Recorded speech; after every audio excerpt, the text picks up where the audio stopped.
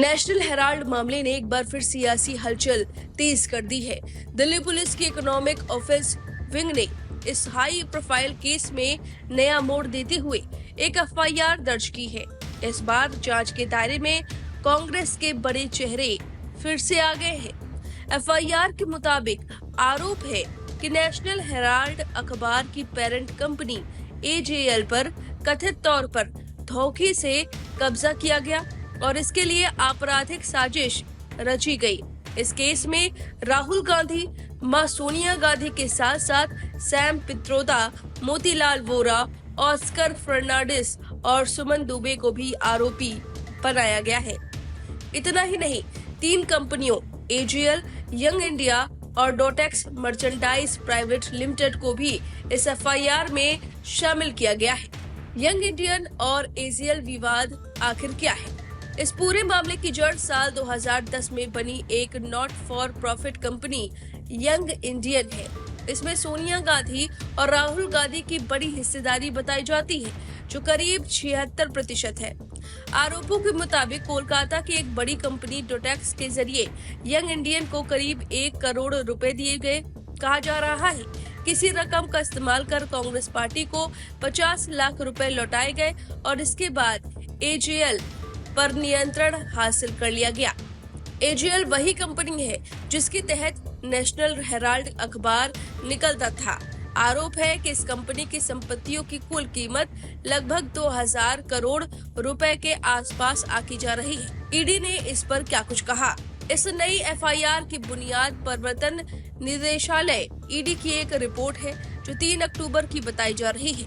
ED ने यह कार्रवाई prevention of money laundering act PMLA की धारा 67 के 2 के तहत की है। इस कानून के मुताबिक ईडी किसी भी दूसरी जांच एजेंसी को किसी मामले में कार्रवाई करने की सिफारिश कर सकती है। दिलचस्प बात यह है कि एफआईआर उस वक्त सामने आई जब दिल्ली की अदालत ने नेशनल हेराल्ड केस में अपना फैसला 16 दिसंबर तक टाल दिया था। यानी अदालत के फैसले से ठीक एक दिन बाद जांच एजेंसियों ने इस मामले में नया मोड़ दे दिया है। क्या एफआईआर में राहुल, सोनिया गांधी पर सीधे आरोप लगे हैं? इसका जवाब है हाँ। नई एफआईआर में बेहद गंभीर आरोप लगाए गए हैं। जांच एजेंसियों का दावा है कि लगभग 2000 करोड़ रुपए की संपत्तियों को लेकर आपराधिक साजिश और मनी लॉन्ड्रिंग जैसी धाराएं लगाई गई हैं। दिल्ली पुलिस की ईओडब्ल्यू इस मामले की जांच कर रही है और एजेंसियों का कहना है कि पूरे लेन देन की बारीकी से जांच की जाएगी। नेशनल हेराल्ड मामला शुरू से ही राजनीतिक विवादों में घिरा रहा है, लेकिन नई एफआईआर के जांच की दिशा और गंभीर होती जा रही है, खास तौर पर जब दिल्ली की अदालत का फैसला 16 दिसंबर के लिए टाला गया। उसके ठीक बाद दर्ज हुई ये एफआईआर कई सवाल खड़े कर रही है। अब जरा सुनिए कि कांग्रेस नेताओं ने इस पूरे मामले को लेकर क्या कुछ कहा है। मोटिवेटेड हैं। कांग्रेस पार्टी के नेताओं की छवि को, उनके स्टैचर को मतलब बेवजह धूमिल करने की कोशिश की जा रही है और अब से सालों से हो रहा है कि न्यायालय में हमको पूरा भरोसा है और न्याय होगा। हम लोग ने जो कुछ कहना हम वकालत में कहेंगे, लेकिन ये पॉलिटिकली मोटिवेटेड चार्जेस हैं ईडी के, सीबीआई के, इनकम टैक्स के, प्रॉपर्टीज के। ये बहुत सालों से बीजेपी कोशिश कर रही है, लेकिन जनता इसका करारा जवाब देगी। एफआईआर बिल्कुल फर्जी है और नेशनल हेराल्ड अखबार इसलिए स्थापित किया गया था कि देश की आज़ादी की लड़ाई लड़ी जाए। वो अखबार चल नहीं पा रहा था। भारतीय जनता पार्टी में तो 500-600 बड़ी बड़ी बिल्डिंगें बना लिया। कांग्रेस पार्टी मुश्किल से इस वर्ष तो अपना राष्ट्रीय कार्यालय बना पाई, अखबार नहीं चला पाई। ईमानदारी की इंतहा है। इतना भी मतलब है कि इतना कोई ईमानदारी बरत सकता है? तो नेशनल हेराल्ड के जो एम्प्लॉइज थे उनका खर्चा है, सैलरी है, पेंशन है, उसके लिए कांग्रेस पार्टी ने लगभग 90 करोड़ या 100 करोड़ रुपया दिया था। उसमें 67 करोड़ तो अलाउंसेस, सैलरी, पेंशन, इन सब में लग गया। अब सवाल ये होता है कि जो जमीनें हैं, चाहे वो पटना में है, लखनऊ, इलाहाबाद, दिल्ली, एक आध दो जगह पर और है, उन जमीनों का कोई हस्तांतरण तो हुआ नहीं राहुल जी के नाम पर, सोनिया जी के नाम पर। तो ये अपने अखबार को चलाने के लिए अगर कोई पार्टी लोन देती है तो कौन सा इसमें गलती है? तो पूरा ये फर्जी मामला है सोनिया जी और राहुल जी को गलत फंसाने के लिए। टोटल फेक केस है न कोई पैसा गया है, न किसी ने लिया है, न गांधी परिवार ने कुछ किया है, 4 आने का इधर उधर नहीं हुआ है और ना ही हम उसमें से पैसा ले सकते हैं।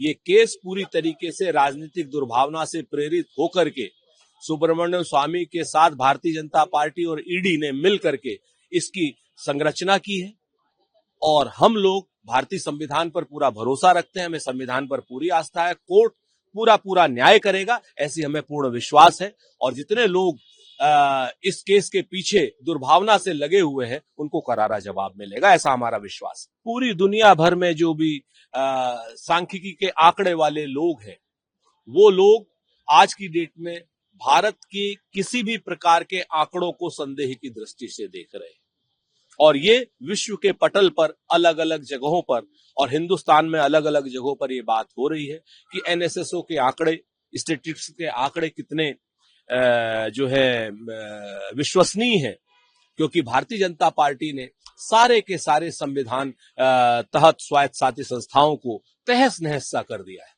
पिछले 10 साल में किसानों की मौत के आंकड़े नहीं आ रहे हैं, पिछले 10 सालों में रोजगार के आंकड़े नहीं आ रहे हैं, पिछले 10 सालों में तमाम ऐसे आंकड़े जो नहीं आ रहे हैं, तो इन आंकड़ों को भी आपको प्रैक्टिकलिटी के प्लेटफॉर्म पर एक बार को कसना होगा। अगर ग्रोथ हुई है तो ये स्वागत की बात है, लेकिन ये ग्रोथ रोजगार में भी तो दिखनी चाहिए। रोजगार में ग्रोथ नेगेटिव दिख रही है, महंगाई लगातार बढ़ रही है, डिमांड लगातार कम हो रही है, तो ये ग्रोथ कहां हो रही है ये जरूर भारतीय जनता पार्टी को और प्रधानमंत्री को बताना चाहिए। अगर ये प्रो ग्रोथ सिर्फ और सिर्फ अडानी के घर में हो रही है तो 140 करोड़ देशवासियों को इससे कोई मतलब नहीं। नेशनल हेराल्ड के ऊपर कोई भी उसमें गलत बात हुई नहीं है।